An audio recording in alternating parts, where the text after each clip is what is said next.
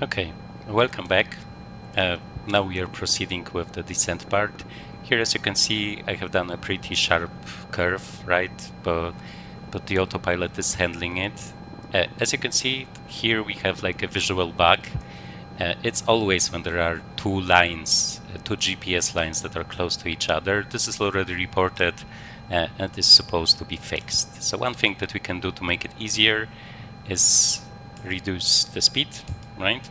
So once again, I am on IAS, so I'm just using the trim on my joystick, and the helicopter is slowing down. I've changed the time a little bit just to show you the lighting, right?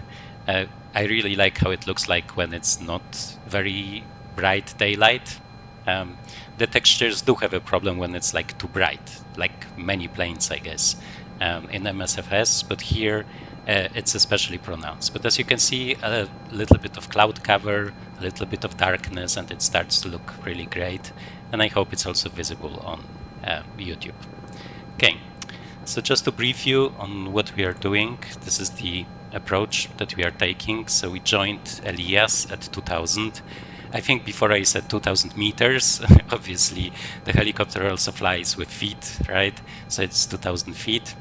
And we will proceed along this line up to Tuli. And as it's visible here at Tuli, we will capture the glide slope, the ILS. First, we need to go down to 1600, so this is what we will be doing now. When it comes to this data, it's already partially set up. I have already set up the course. I will show you how it's done. And this one we have already shown for the VOR, but I will do it now. Okay. So first we need 1600. Okay. Altitude pre-select, vertical speed, and down with the vertical speed. Okay, we are still on ILS hold, so the autopilot will try to keep both the vertical speed and the set speed at the same time. Okay, next thing is tuning up the ILS. So we have it here. It was supposed to be, I think, 1113. Let me check, 1113. Okay. 1113. Okay. And as we can see, it was correctly identified 15 miles. Okay. The next thing is setting the interception course, right? The one for the localizer. As we can see, we are kind of correct here, but still, let me center the heading back. Okay. Move to heading. And now this is the place where you would set up the localizer, right? So 074 is already set up. I have done it before. And it's done with this knob here, course 2. Okay. So we have this one and this one, so we can proceed with capturing the localizer. So we have changed from GPS navigation to radio navigation. And let's click nav. And you can see the helicopter is moving to intercept. And we should be down at the set altitude. Totally dependable. I just love it. Okay. So still 13 miles to go. Let's do some refresher here on the ILS. Once again, soon we will be arming the ILS, but for it to work, IAS also needs to be on for the collective control. I guess as we are close, we can ask the passengers to, well, close the seatbelts, right? Stop smoking. And we can also use this nice descent message. Please stay seated with your seatbelt fastened and prepare for landing. We'll be on the ground in just a few moments. Without CowanSim, so much better than the first one. Okay, it's still 12 miles, right? So we can accelerate a little bit as we are on IAS, right? Then once again, the normal trim on the joystick will change the speed.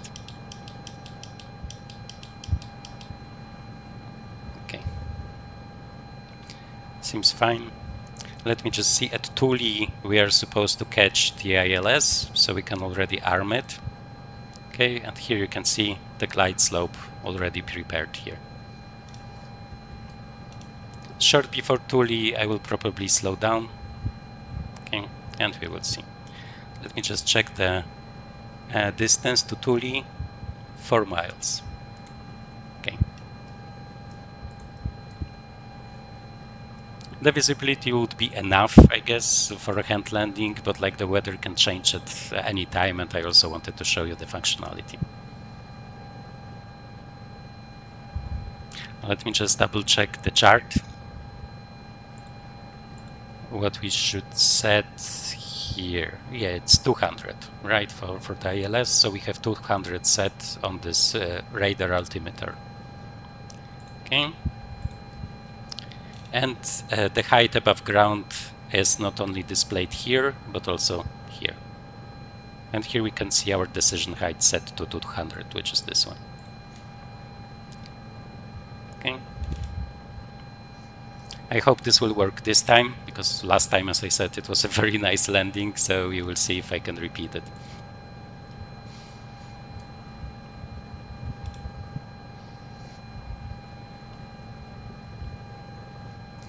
Let me just double check if everything is set up correctly. IAS, ILS, nav, fine.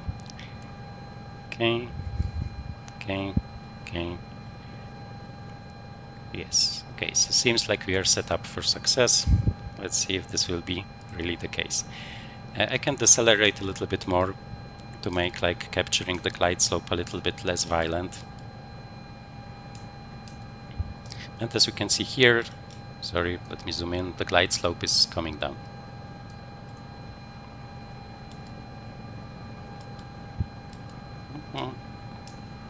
I'm just letting the helicopter decelerate. I'm not touching like the collective, whatever I'm using for the collective.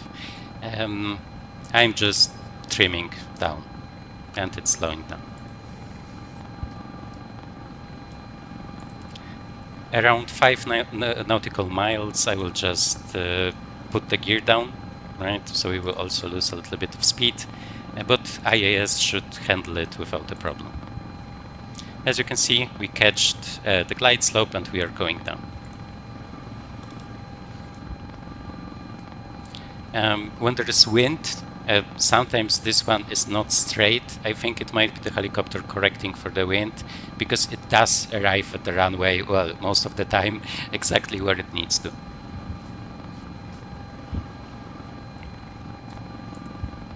Okay, so 5 miles.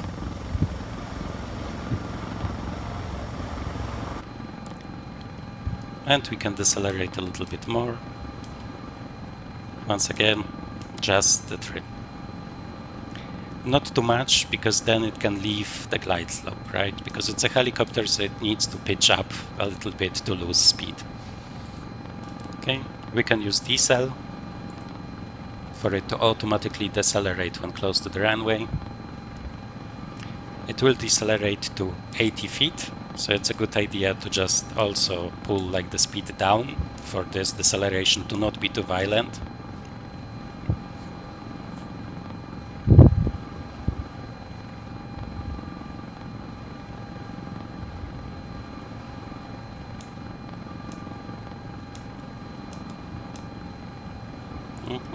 Can turn on the landing lights.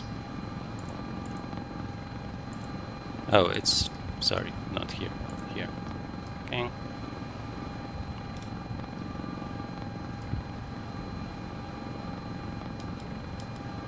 Okay, and deceleration is armed, so now it's pulling like the nose up, as you can see, and it should start to lose speed.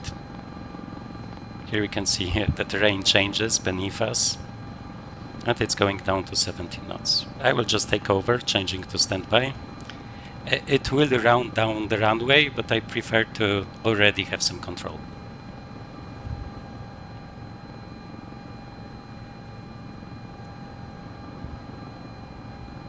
Okay.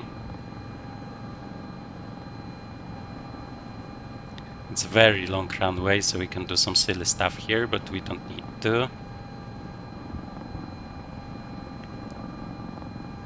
The touchdown can be up around 15 knots, so we can lose a lot of speed before we touch down. And the touchdown was already there, pretty much, on the main gear. Around 20 knots, so totally safe. As I said, braking up until 30 knots, 35, I don't remember exactly, is also fine.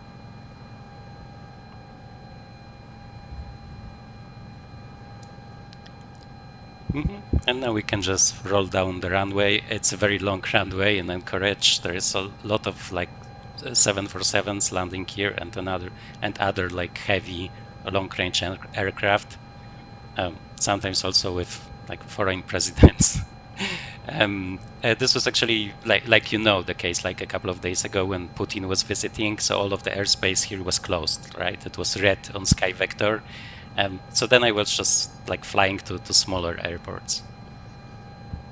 Although you can always simulate that you're bringing some VIPs, right, to the meeting. Okay. So let us roll along the runway.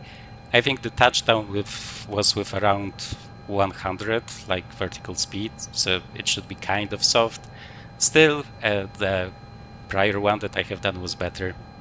Yeah. Maybe in next videos it will be also good. Let us just take a look.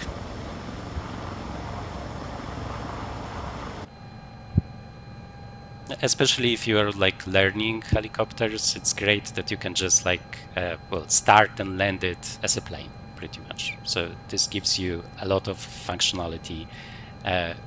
And like if you are not sure if the weather is bad and stuff, then the runway is always like the safe choice. I guess I can also show you how this one hovers, right? Because we haven't done the hover taxi before. So let me just slow down a little bit. We will probably vacate to the right, to those buildings on the right. This is also like a custom payware scenery. It's the one from Orbex. I'm not sure who the like real developer is. But it's great. I have it for many years now, and it seems to be working nicely in 2024. Okay, so let's do some hover work. So I will need the parking brake just for it not to move when I don't want to move it. Okay. And I hope this will work out then. I might change to SAS, right, for some more control. And let's try it then. Let me just change the view so I see where I'm going.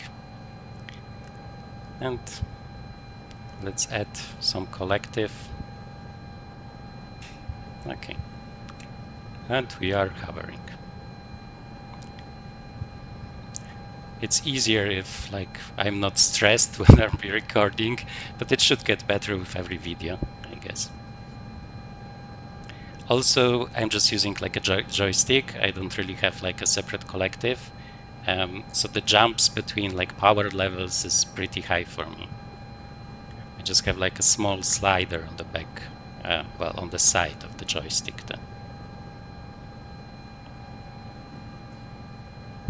Just adjust this one. Try to lose some speed because we will want to vacate. Like 90% turns are still not that easy. This helicopter has a lot of inertia, right? It's pretty heavy. So this is also why you get all of those stabilization modes. Okay, let me just make sure that we are right here. I can show you from... We are hovering, I'm not cheating, I'm not using the wheels. Okay, and let's just move down.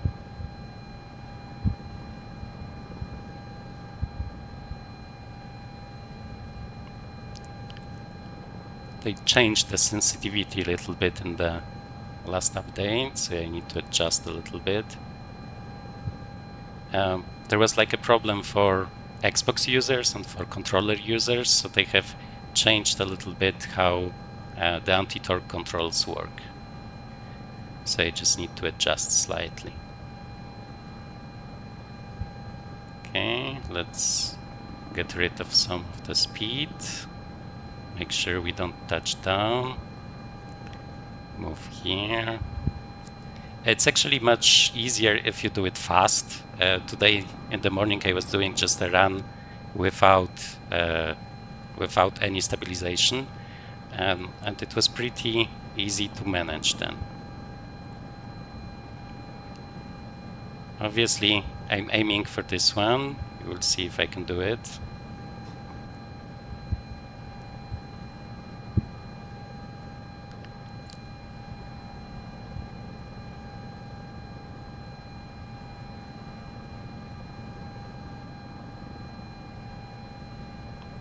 Should be able to. Okay, and touchdown. Oh, so I did it yesterday, and as I said, the landing was better than today, but still strange. Okay, so we are there. So what we will do is reduce the throttle, obviously turn off all of the lights. Okay, let's just leave this one. We can get rid of this one.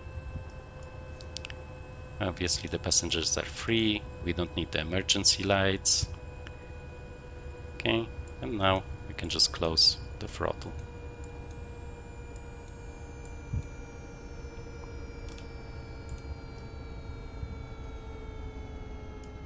Okay, cabin door open.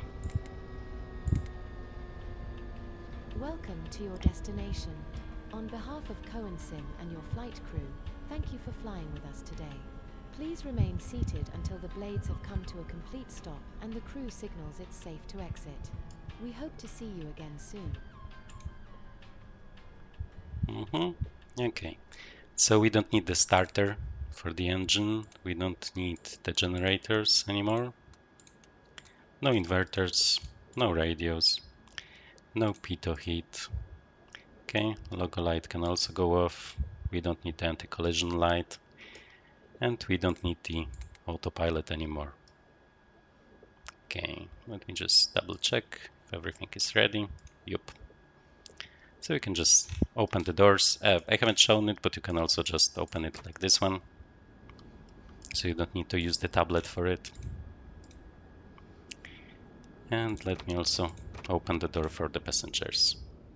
Okay, you can do it on both sides. As I said, to open this locker here, you need the inside view and go out. So let me just show you how it's done. Doop, doop, doop, doop, doop. You can set up those controls to move the inside camera, like in the normal settings. I'm pretty much doing it for every aircraft that I'm flying. Okay. Yeah, so as you can see, like fully functional plane with a lot of advanced functions, some visual bugs. As you could see, like there was some blinking here and stuff, but everything was like working perfectly despite like those small issues here and there. And from what I know, like the developer is aware of everything that was discussed today, and he's pretty much like launching patches on the marketplace every week to improve all of it. So I'm just positive that it will be perfect or very close to perfect. For me, it's already like lots of fun, and I'm pretty much like flying it from day 5 after the release, and never had any serious problems. Okay, so I guess this is it. Thank you for watching, and we'll see each other in future videos.